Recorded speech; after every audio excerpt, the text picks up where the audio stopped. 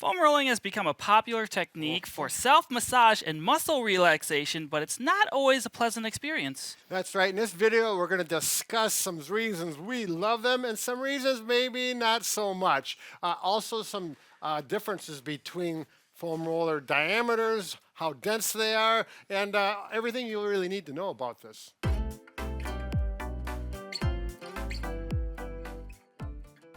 So, the first category we're going to talk about is the hate category. That's a strong word. We're going to Yeah. go with dislike category, but foam rollers you have to use on the floor to get the best results, as Brad is demonstrating here, where if you wanted to do some massaging and you're unable to get on the floor, a massage gun would be a lot easier to use. That's right. Getting on the floor, just the act of getting down on the floor is going to eliminate quite a number, particularly older people, or if you have some problems where that's uncomfortable or something you'd rather not do. The massage gun, easy to do seated or actually lying down in bed. Yes. You can, work your legs and your arms like this. Again, it's on the floor and it's not real aggressive because they're not real hard, although some are, but it's just hard to get aggressive, for example, on your forearms if you got tight muscles there.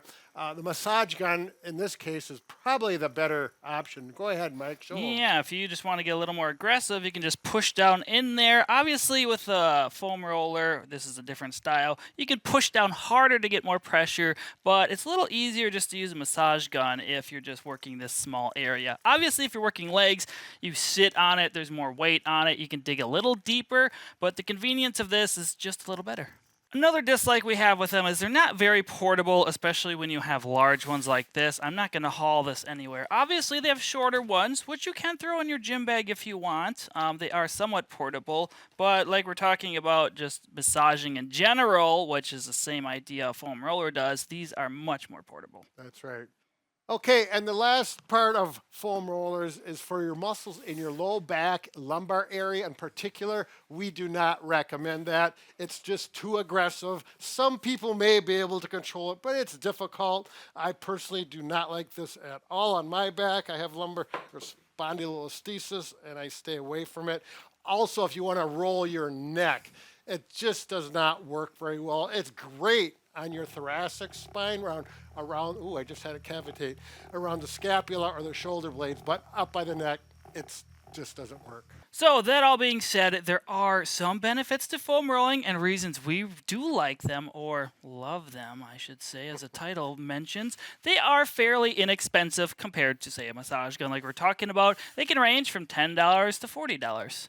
Right, just keep in mind there's different lengths. This is the longer one, and you can get the shorter 16 to 18-inch ones. We'll talk a little bit about the difference between the two. Another thing to like about the foam roller is they're fairly easy to use as long as you're mobile enough and can get down on the floor. They don't have all the buttons and manuals that a massager would have.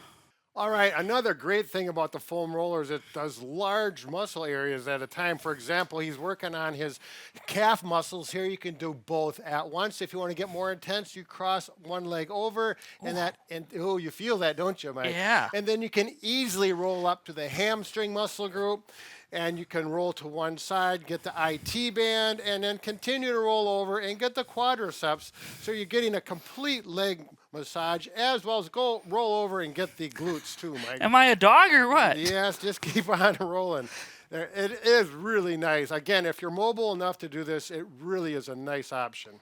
Some of the benefits of foam rolling includes reduced muscle soreness. So this is more of a temporary thing right when it happens. Obviously, hours later, it's not going to be beneficial. But if you're a little sore, you go into the gym, do a little foam rolling, loosen everything up, you're not going to be as sore. Also, another added benefit is increased range of motion. When you get your muscles to relax, that's going to increase the range of motion at the joints. So it's great for that as well.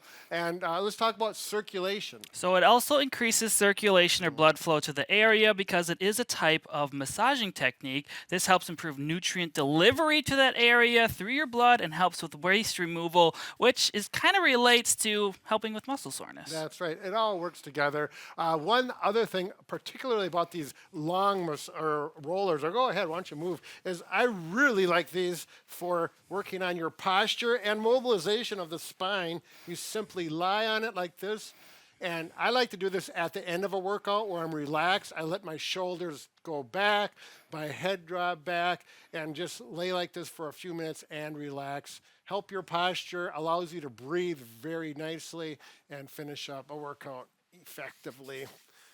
Okay, another nice thing about this is there are some studies showing that foam rolling, when done appropriately, can help do benefits for fibromyalgia in regards to pain relief. It's no guarantees. You can try it and see if it works for you. The worst that can happen is it's not effective, but it's certainly worth a try. Anything else, Mike?